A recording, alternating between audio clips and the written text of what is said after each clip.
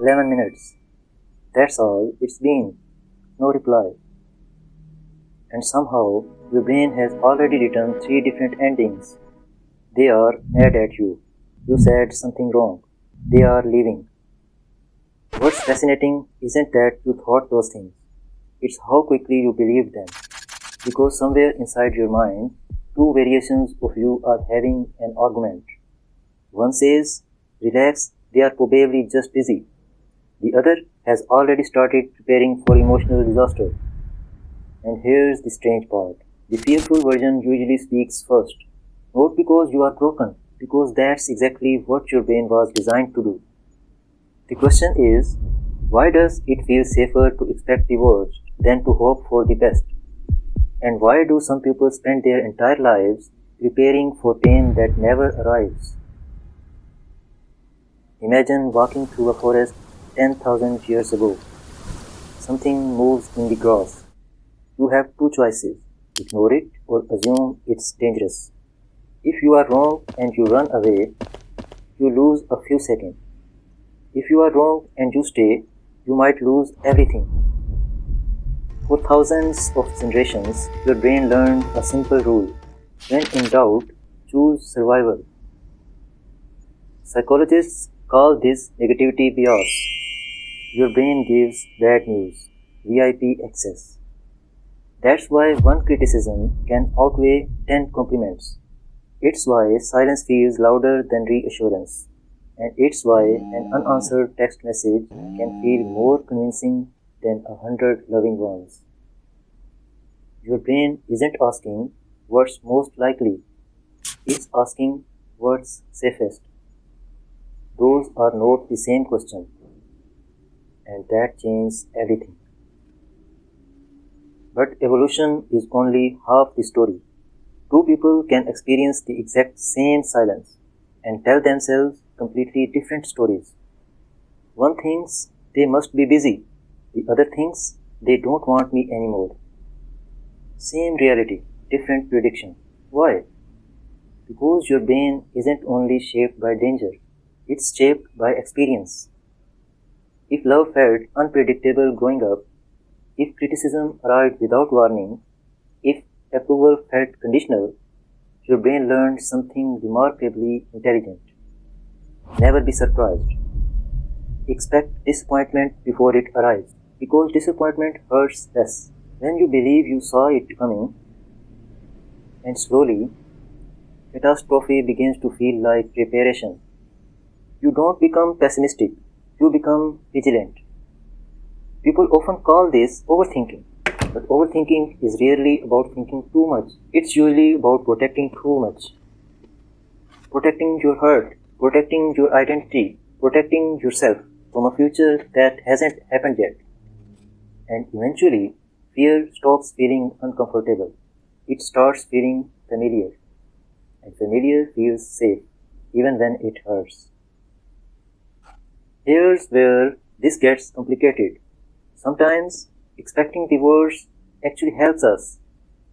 Psychologist Julie Noren's work on defensive pessimism found that some people perform better when they imagine potential problems before important situations. A pilot checking for mistakes, a surgeon reviewing complications, an attorney preparing counter-arguments. In those moments, imagining what could go wrong becomes useful. But there's one enormous difference. Choice. When you choose to imagine the worst, it's a tool. When your brain chooses for you, it's a prison.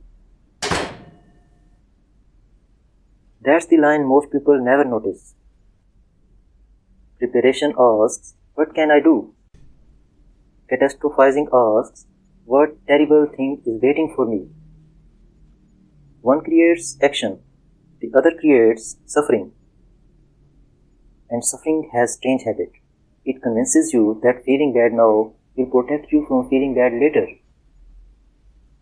So you rehearse rejection. You practice disappointment. You prepare for conversations that never happen. And while you are busy surviving tomorrow, you accidentally miss today. You protected yourself from pain that never arrived and paid for it with peace that already had. Now comes the hardest truth. Sometimes our predictions don't come true. We make them come true. You expect people to leave, so you stop texting first, or you become afraid when they take too long to respond, or you begin apologizing for things that don't require apologize. Little by little, people begin responding to the version of you that fear created.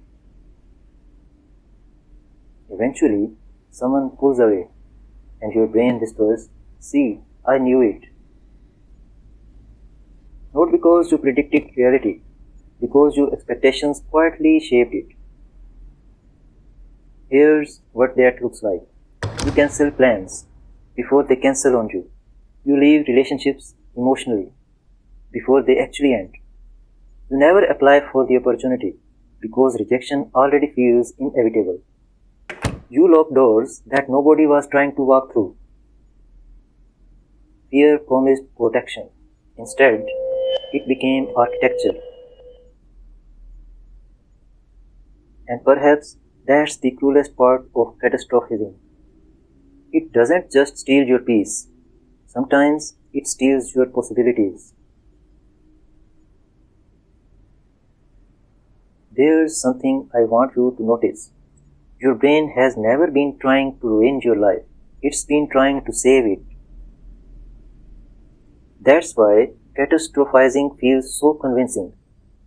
Fear almost always speaks in the language of love. I am just trying to protect you.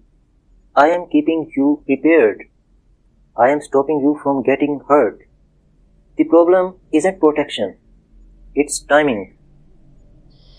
Evolution prepared us for predators, not unread messages, not delayed emails, not awkward conversations, and certainly not the thousands of imagined futures we create every week.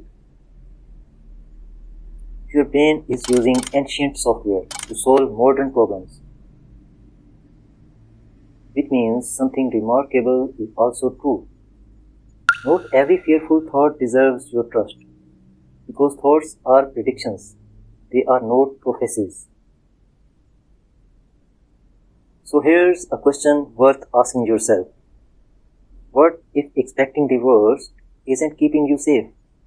What if it's simply keeping you familiar? Because familiarity is powerful. Your brain will often choose familiar pain over unfamiliar peace. And perhaps that's why peace can feel so uncomfortable at first. You have practiced catastrophe for years. You have never predicted safety. So maybe healing isn't teaching yourself to become more optimistic. Maybe it's teaching yourself to become more curious. Instead of asking, what if everything goes wrong? Ask, what if my brain is wrong this time? It's a much smaller question, and sometimes that's enough.